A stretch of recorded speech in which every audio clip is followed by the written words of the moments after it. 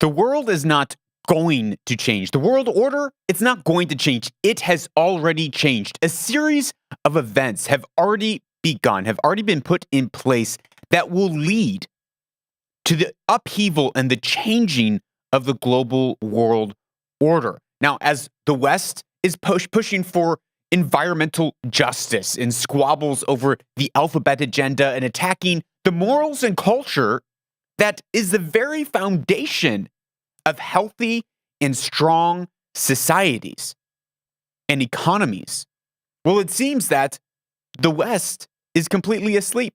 There's a complete change of the global world order, but the West is completely lost in ridiculous culture wars, ridiculous culture squabbles, and they do not recognize what has already come upon them, what has already entered their house. Now, the question for you and I, however, is how will we respond and who will we befriend?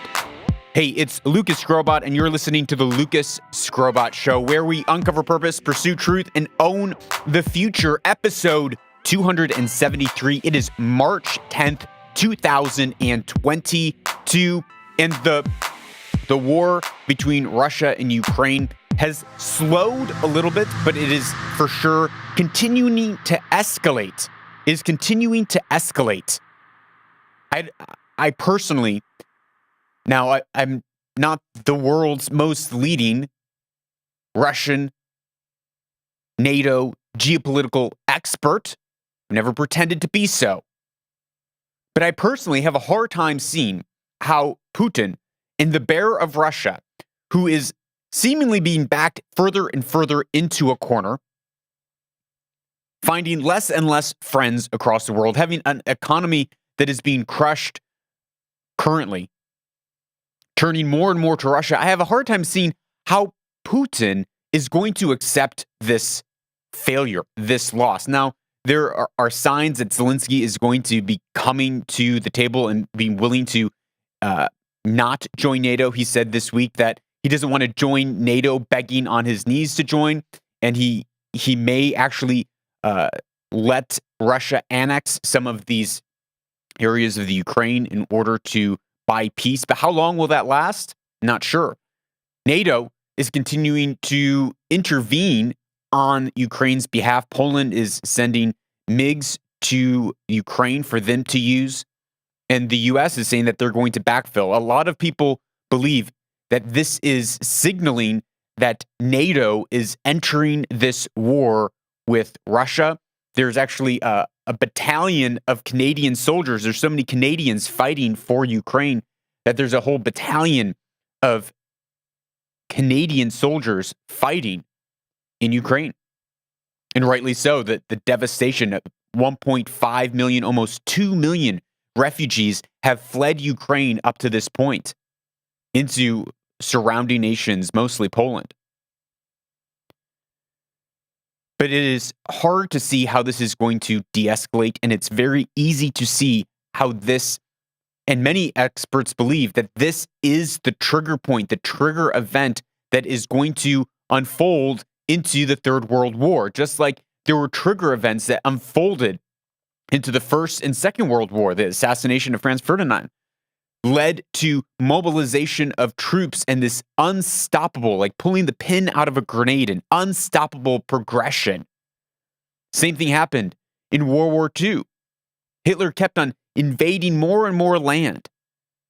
And finally, UK declared war on Hitler, and he was shocked, but it led to the unraveling of Europe into World War II. Many people believe that this is that this is the grain of rice that tipped the scales as we head into this new world war. And with big wars, there comes big global restructuring of the world order. We already talked about this. It's like I'm a broken record on this show. What happened in Afghanistan, it wasn't the catalyst, but it was a sign. It was a litmus test that there is a new world order that is being established currently, and it's not necessarily coming from global elites. Oftentimes, it's also grassroots up.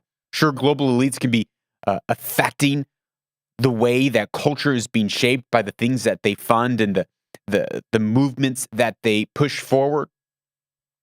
But I think these are greater macro shifts that are integrated into many parts of society, not just some people in an ivory tower somewhere pulling strings, though that, of course, plays a role.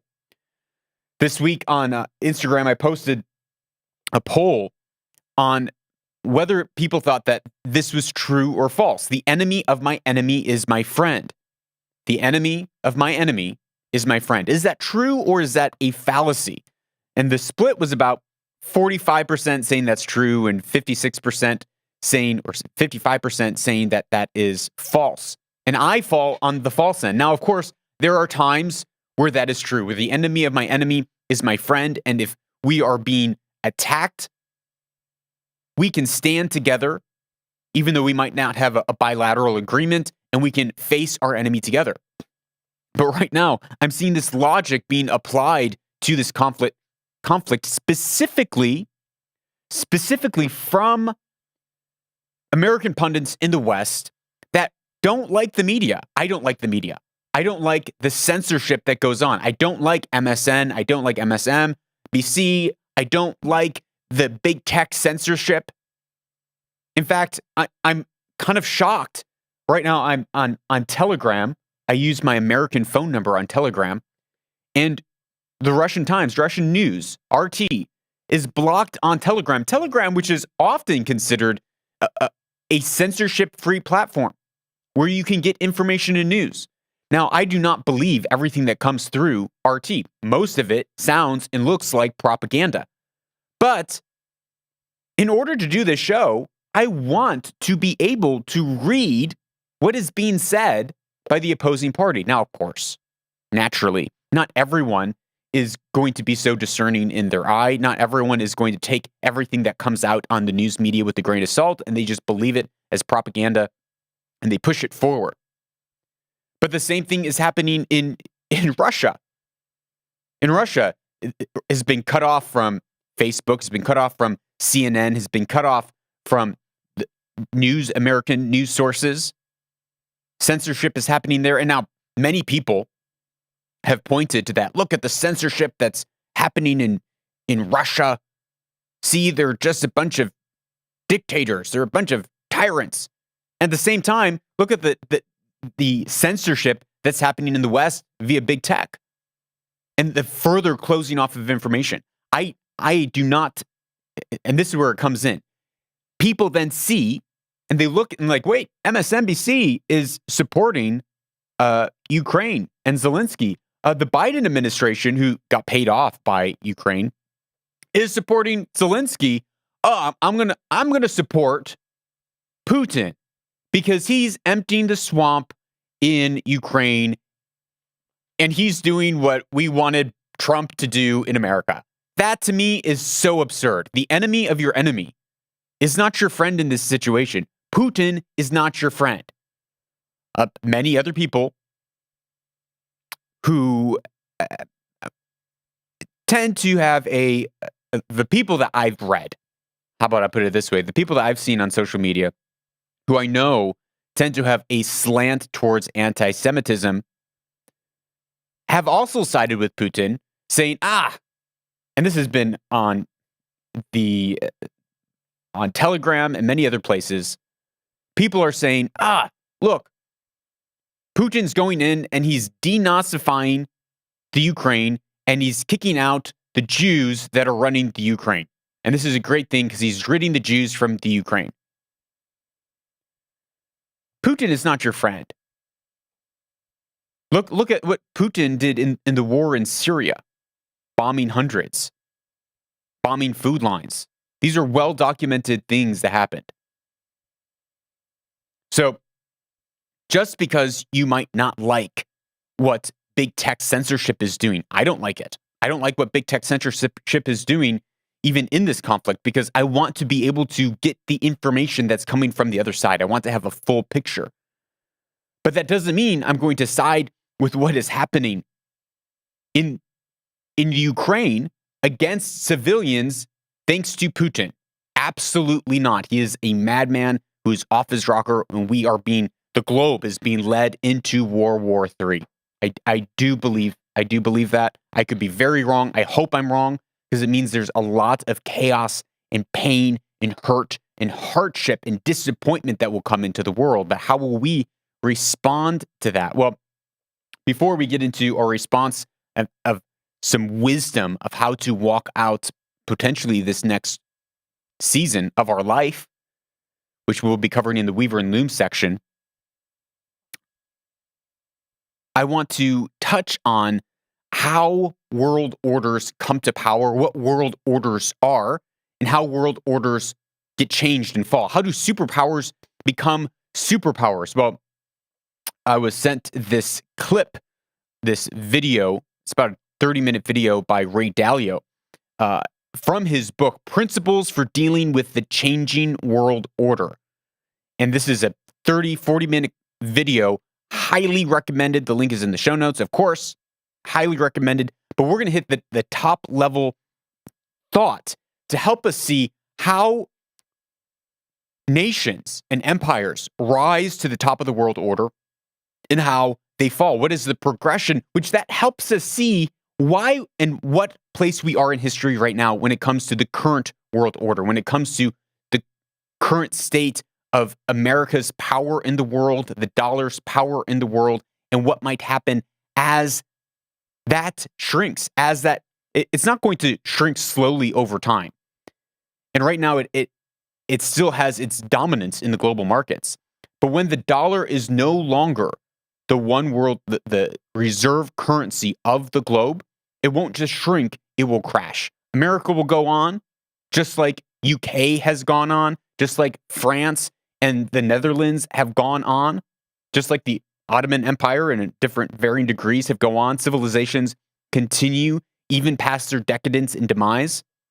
So it's not that America is going to cease to exist, but it's definitely going to restructure the current power and trade and economic stability in the world until a new world power fully emerges and brings a level of stabilization. But will that be a stabilization that you and I like or want to actually be a part of? Well, here's Ray Dalio on a couple clips from his new book. And this is like a really cool infographic, a video that he's put together to really help explain how these shifts happen. So first, he's going to dive into the 8 principles and metrics that we look at that determine the strength of an empire, and it looks at how these empires then come up from the ashes, come up from nothing into something great and back into the ashes. Here is Ray. In this study, I used 8 metrics. Each country's measure of total power is derived by averaging them together. They are education, inventiveness and technology development, competitiveness in global markets, economic output, share of world trade, military strength, the power of their financial center for capital markets, and the strength of their currency as a reserve currency. So we see here that there are 8 different areas of society that one builds on another. First, it starts with education. As a nation grows more educated, they then are able to develop new tech and become innovative. As they grow in their innovation, they then become competitive in global markets. People want to buy from them because they have new innovative technology. That then increases their economic output. They're still at the bottom, so you're able to have cheap labor prices. You're not the most expensive option on the market, but you're providing a better product for less money. And so the world starts to trade more and more with that nation. As the trade expands, the military is able to have more finances to protect their trade routes. This is why, I'll finish this and then I'll say this. This is why. From the military strength, mostly guarding trade routes and stability of their economic financial state in the world to protect their trade routes because that fuels the economy, exports.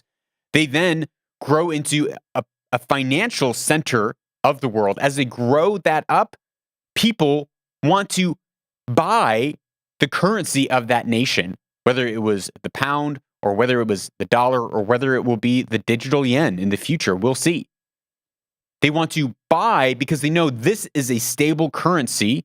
And if I have this currency, I can trade in this currency and it gives me a level of stability, not only in my nation, but in my personal life. Well, that's how it all rises. Now, this is one reason we have been talking about the new Silk Road coming out of China. This is why we've been talking about the Quad versus China. This is why we talked about what was happening in Myanmar with the revolution that took place in 2021.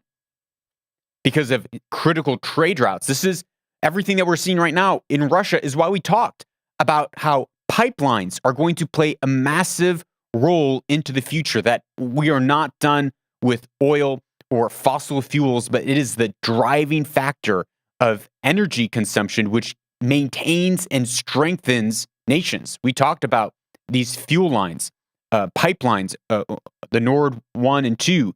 We talked about the Keystone Pipeline. We talked about pipelines that are being run across Saudi Arabia. These are all critical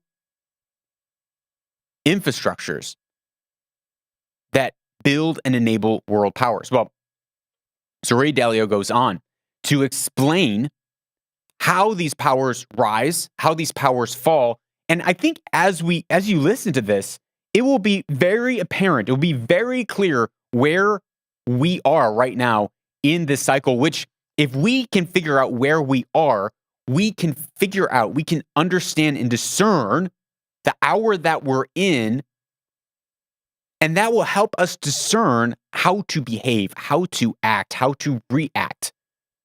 Because if you are in a bull market where everything is going up, up, up, up, up, you don't want to be just stacking your cash. You want to be buying in the market. But if you can see that there's about to be a crash, what are you going to do with your finances differently? Same thing. If you are planting your seeds in the middle of winter, well, that's a bad idea. You need to know what season you're in to know what activity to do. If it's in the middle of harvest and you're just laying back, counting how much wheat you have and being super stoked that you're now so rich, but you're not out in the field harvesting during harvest time, you're going to lose your harvest. We need to know the times and the seasons that we live in. Maybe we can't change macro global economics, but we can take action for our family. Here's Ray Dalio. By examining the sequences from many countries, we can see how a typical cycle transpires. And because the wiggles can be confusing, we can simplify it a bit to focus on the pattern of cause-effect relationships that drive the rise and decline of a typical empire. So if you're listening on a Podcast 2.0 certified app, you can look down at your phone right now and you can see the different stages of an empire. And when he was talking about these squiggly lines, he's talking about how it's not just a clear one-to-one ratio. It's these things, these different metrics of education, trade, innovation, military are going up and down at different points in an empire's history. But we can simplify it to able to see and have a framework to know where we are in a timeline of an empire's history. Relationships that drive the rise and decline of a typical empire. As you can see, better education typically leads to increased innovation and technology development, and with a lag, the establishment of the currency as a reserve currency. You can also see that these forces then declined in a similar order, reinforcing each other's decline. Let's now look at the... So as we said before, and as we explained, one point leads to the other. Education leads to innovation, leads to competitiveness, leads to economic output, which finally leads to, but lags to being the global reserve currency. Well, but then as all these other metrics rise, education begins to fall, innovation begins to fall, competitive output begins to fall, world trade begins to fall.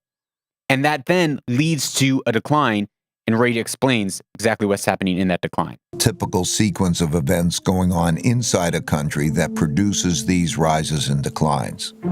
In a nutshell, the big cycle typically begins after a major conflict, often a war, establishes the new leading power and the new world order.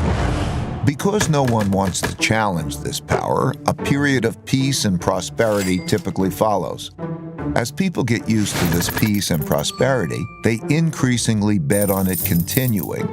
They borrow money to do that, which eventually leads to a financial bubble. The empire's share of trade grows, and when most transactions are conducted in its currency, it becomes a reserve currency, which leads to even more borrowing.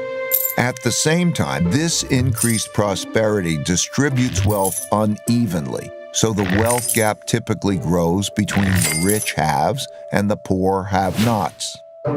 Eventually, the financial bubble bursts, which leads to the printing of money and increased internal conflict between the rich and the poor, which leads to some form of revolution to redistribute wealth.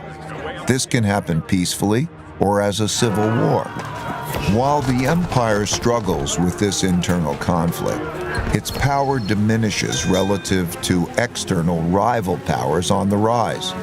When a new rising power gets strong enough to compete with the dominant power that is having domestic breakdowns, external conflicts, most typically wars, take place. Out of these internal and external wars come new winners and losers. Then the winners get together to create the new world order, and the cycle begins again. So we can really easily look at what has been happening in America, in the West, to see where we are in this cycle with the current world order. We can see that America's debt is well over $24 trillion. America keeps on printing more and more money to satisfy their debts, gone off the gold standard long ago. We saw in 2020 massive riots and unrest across America as people wanted to redistribute wealth, as there chaos within the global power. And that continues today, where people are fighting in a nation over the distribution of wealth, over global warming, over environmental justice, as they are saying, environmental justice. That printing of money is a sign of what's coming. It's a sign of the eventual collapse. Now, this can be pushed off and kicked down the road for a number of years, decades. But we already see with the uprising of other global powers challenging the strength of America on a global scale, especially with this current conflict with Russia, in light of what has recently happened across the globe with deteriorating relationships in the Middle East. It is clear that we will be seeing a new world order in our lifetime. Maybe it will be in a number of short years. Maybe it will be in a number of long years. I don't know. And this is troubling, because it means that for all of us, it is going to be a time of unrest. And this is not just something that, as I said in the intro, that's coming from global powers that be, or the new world order, a secret society somewhere, but this is the decadence of a society and the moral degradation of its character that then leads to cultural values that undermine the economic strength, the character of a nation, which those things, when that fabric of society is completely undermined, there is no other option but for the fabric of society, the fabric of that power to fall apart and a new power to rise. This is the course of history for hundreds and hundreds, thousands of years, and will continue to be the course of history. But we are living in the middle of that course of history, and we need to know how to defend against it, what to do to protect ourselves. So first, a couple quick points before we move on to, that makes sense. What can you and I do? Well, first, cash is trash. The US dollar is going to continue to inflate. So if you're saving money for that rainy day and you're saving it in the bank in US dollars, that money is becoming worth less and less and less with every passing day and week. Cash is trash. Do not hoard cash. Don't go out and buy a new flat screen TV and a brand new, iPhone and stuff that you don't need. That's not the answer. That's not, oh, cash is trash, I'm just going to spend it on random stuff. No, invest it. Invest the cash that you have in assets that will bring you back an investment, that will bring you back a return on your investment. Whether it's investing in real estate or whether it's investing in your education so that you can become someone who has a higher economic output. But do not just hold on to cash because it is devaluing day in and day out. Instead, take that and invest it and begin to invest, whether it's in yourself, whether it's in your education, not necessarily meaning go to university unless you're becoming a doctor or engineer, but invest in ways that you can become more competitive. Invest in your small business so that it can become stronger and healthier. Another way, earn more than you spend or produce more than you consume. Again, this is not just the hoarding of finances, but it's realizing that there's going to, with the crushing of the dollar, there's going to be a lot of unrest. And you want to already have those disciplines in place to operate in reserves, to operate in conservatism so that you can build something for many others. The third point is build character in a culture of servitude. It's through building our character and a culture of servitude that we can help others, because there is a turmoil and a shaking that is coming, and it's going to cause many people to be in pain, many people to wake up, and they're going to be looking for someone who has a vision, strength, and resources, and love and kindness to help their community. Now, being a weak person and a broke person is not going to do anybody any good.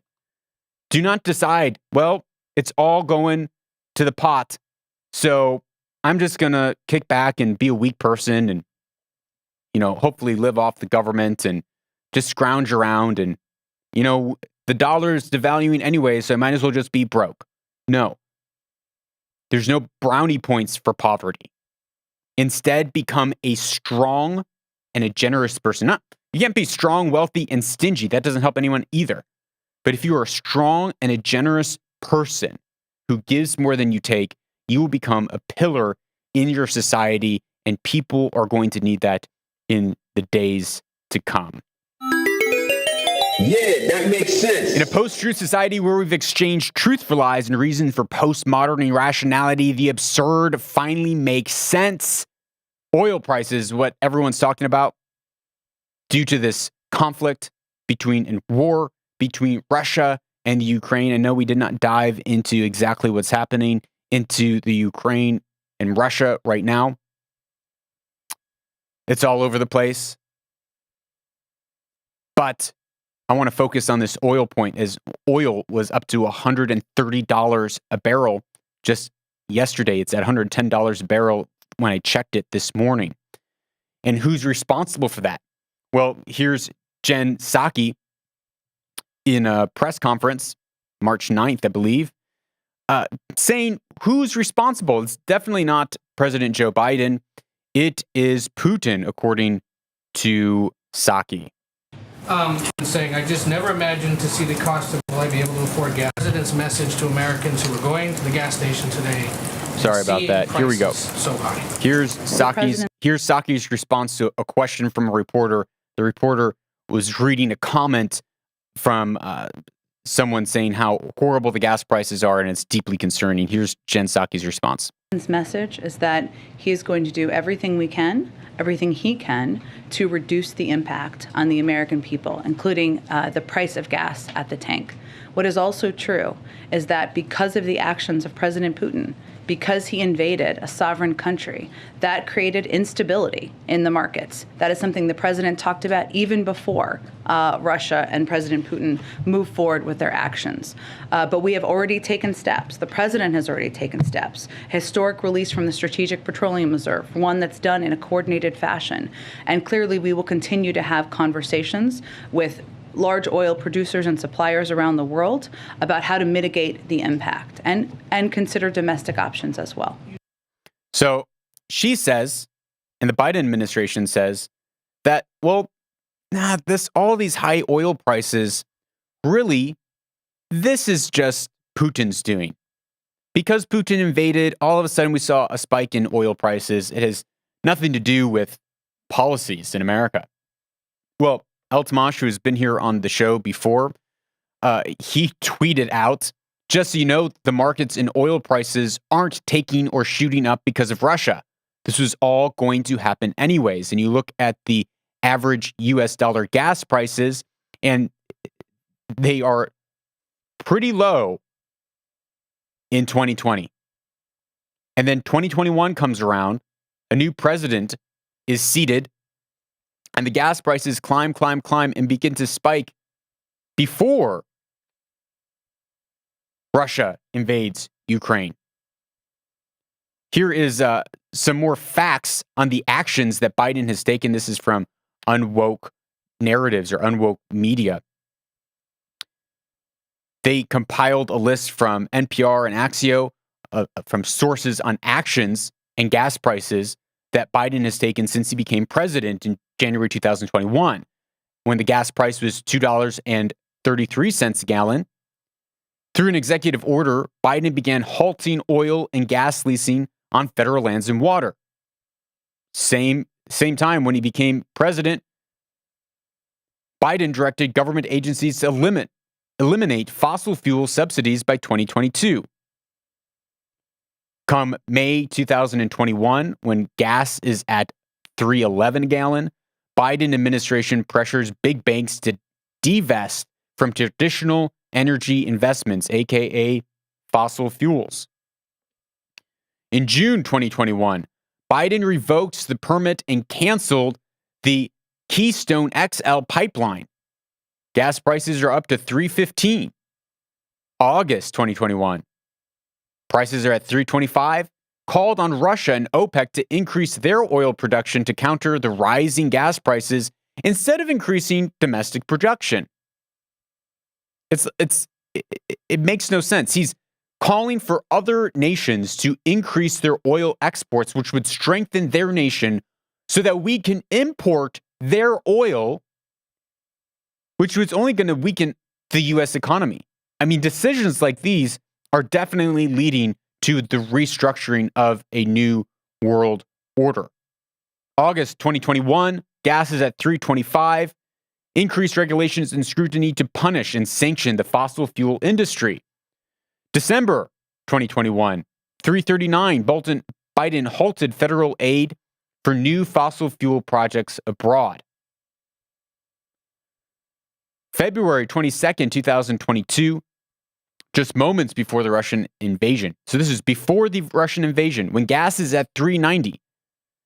Biden delayed issuing new oil and gas drilling permits on federal land. So he's doing everything to stop America from producing more oil, which leads to its economic strength and trade. And instead, we're giving the US dollar to other nations and asking them to pump more oil.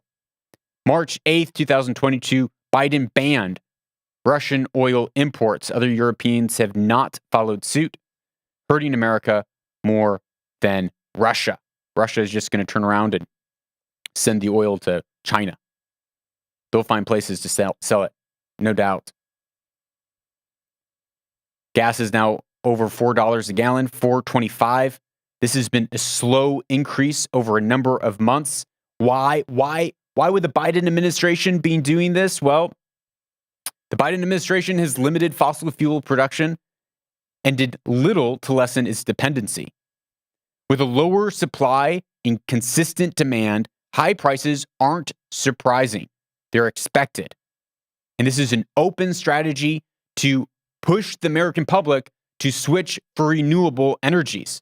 They're saying, hey, I know how we can get people to buy a new electric car, besides the fact that they're awesome. We can make gas really high, and then when people complain about not being able to pay their gas bill, we can say, hey, go out and buy an electric car if that's too much. If you can't afford gas, buy an electric car. But if you can't afford gas, I don't think you're going to be able to afford an electric car. Well, in the turn of ironies, where does Biden turn to try to find an ally in his current oil crisis? Well, none other than Saudi Arabia and the United Arab Emirates. The Saudi Crown Prince Mohammed bin Salman and UAE Sheikh Mohammed bin Zayed Al Nahyan both declined the U.S.'s request to speak with Mr. Biden in recent weeks. The U.S. the officials say that as Saudi and Emirati officials have become more vocal in recent days. Saudi and UAE are not happy with America's lack of support. And they both declined requests from Putin to say, hey, let's get on a call. We need to talk about Saudi and UAE increasing their oil supply. But the region here is becoming, the relationships have becoming strained due to the war in Yemen and due to Americans' policies in the Gulf. Under Trump, it was very, very strong. But Biden has definitely taken steps away, even as the UAE was bombed by Houthi rebels, and we've talked about that here on the show. The Saudis, this Wall Street Journal report says the Saudis have signaled that their relationship with Washington has deteriorated under Biden administration. They want more support for their innovation in Yemen's civil war, help with their own civilian nuclear program as Iran moves ahead, and legal immunity for Mohammed bin Salman, who faces lawsuits over the Khashoggi killing in 2018. Emiratis share the same concern about restrained U.S. response to recent missile strikes by Iran-backed Houthi militants from Yemen, or in Yemen, against the UAE and Saudi Arabia.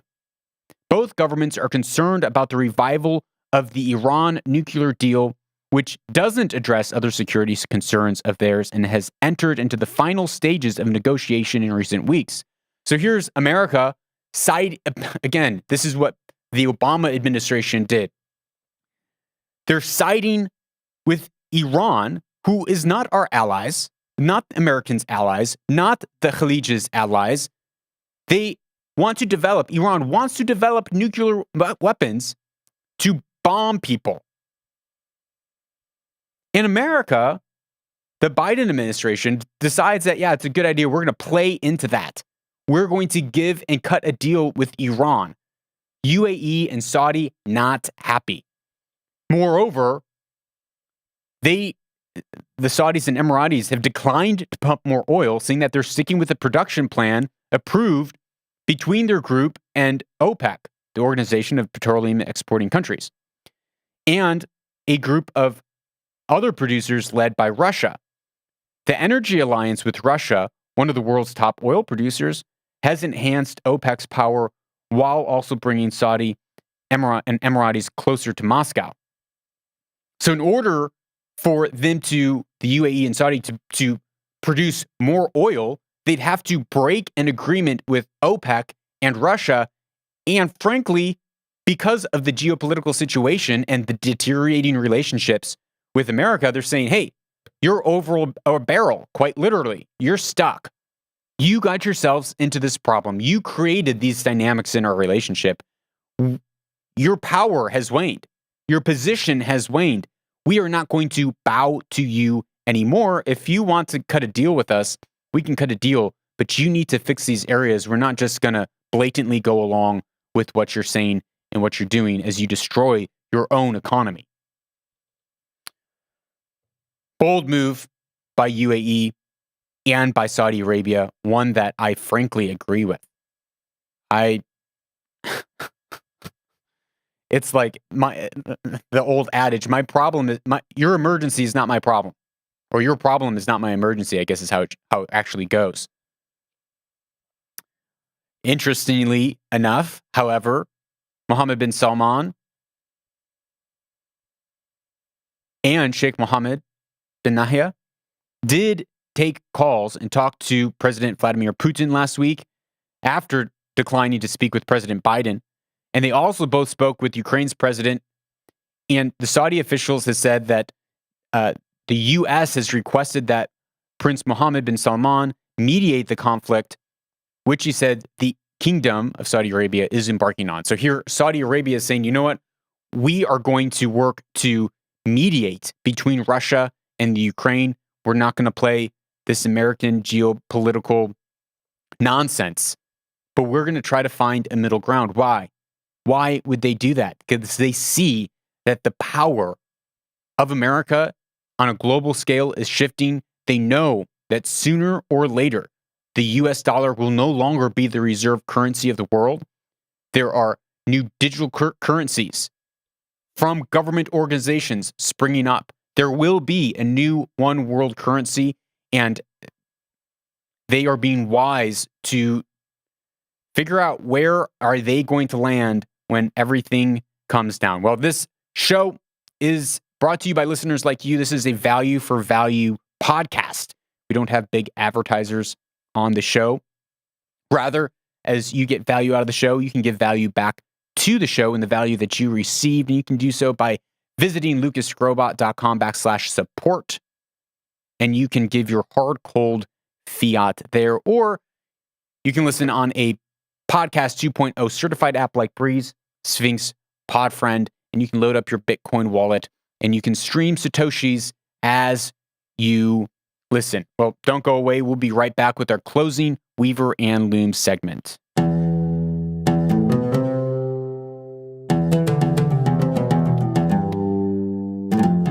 Welcome back to Weaver and Loom, a part of the show where we take ancient wisdom and we weave it in with our everyday lives so that we can own our future and weave our destinies. Well, with these global shakings, with the global turmoil, many of our hopes and dreams are going to be dashed.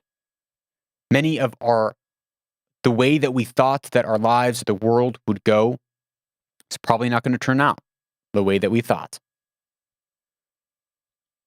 In the midst of that disappointment, in the midst of that pain, in the midst of that suffering, how will we respond? What will be our response in the midst of all this?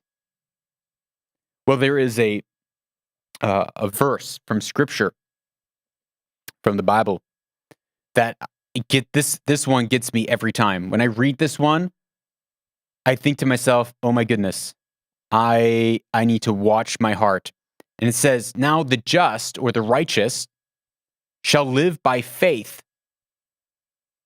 Faith is the things that you can see with the eyes of your heart, the things that you believe and know to be true, the promises that you believe are over your life. That is faith. So the just, the ones who live and walk rightly in the earth, don't live by what they see with their natural eye, but they live by the eyes of faith. They see something that is not as though it is, and they pull it into the future and they manifest it through their work, through putting their hand to the plow. And it goes on and says, but if anyone draws back, or other versions say, if he shrinks back, my soul has no pleasure in him, or I have no delight in him. I will not be pleased with him. So those people who live and walk rightly and justly in the earth, they live by faith, not sight. not by what they feel, not by what they see around them, but they live by seeing a future and living for promises that they know they are meant to fulfill but have not yet been fulfilled yet. There's probably delays in those promises. But if anyone shrinks back, if anyone checks out, if anyone says, you know what, it just hurts too hard. You know what, the situation is just too complex. You just don't understand. I'm just going to kind of check out. If you shrink back, God has no pleasure in you, no delight in you. And this is a startling statement. This statement is one that should cause us to really think about how we are engaging our hearts, our lives, and our thoughts in the coming weeks and months and years. Because we will all face trials and suffering in our life, just as I explained a few weeks ago, how we suffered a miscarriage that really just, hit my wife's and I's heart in just a real complex way. And it can be really easy for me to either grow bitter or shrink back or say, yes, this is just too complex. Just kind of give up a little bit. Just kind of compromise on the dreams in my heart a little bit because it's just a little too painful to live. It feels like everything is dead right now. Everything's dead in the grave. And I could check out and no one would fault me for it. No one would be like, yeah, it's just hard. It's sometimes these things just don't work out the way that you think.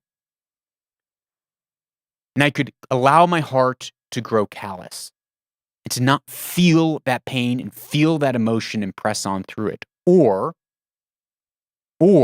instead of having my courage shrink up and shrivel up and shrink back into my cave and just choose comfort,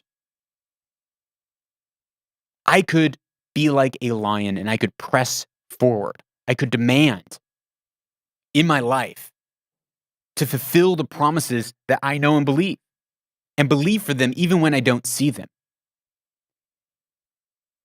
And to do that, it requires you and I, it requires us to allow our hearts feel pain, to allow our hearts be touched by suffering, to allow our hearts to feel the complexities that we face, where we say, I have dreams to be this. I have promises to be this. I know this is what I am called to do. I know this is what I'm called to do. And yet, I thought it would be here by now. I thought I'd experienced it by now. And we hold on to the tension in that place and we don't stop doing good. We don't stop fighting for what we believe. We don't shrink back. We don't let our courage shrivel up like dried raisins. Instead, we move forward with boldness even when it looks crazy, even when it makes no sense, even when everyone says, bro, the world order is changing. Just stack food in your fridge and dried stored food and just, play it safe and go off the grid and don't ever talk to people again. Or you can say, I'm going to stand up as a pillar, as a standard in society, and maybe I'm not going to change the macro global economics. Maybe I'm not going to touch millions of lives. Maybe I'm not going to slow down or speed up any new world order process, but I can help the people around me. And one of the ways that you can help the people around you is by sharing this podcast with them. You can text it to them, WhatsApp it to them, or post it on social media. But the greatest way that you can love your friends around you is by sharing things that you get value from rather than just hoarding them to yourself. If you have a question, you can WhatsApp me at +1 202 922 0220 and I will respond to you. Thank you so much for your time today. As the world shifts and changes, remember, the enemy of your enemy does not necessarily mean that's your friend. Be careful who you side and align with as the tides across the globe are changing, and more so align and side with character and morals and values. So go out and own the future.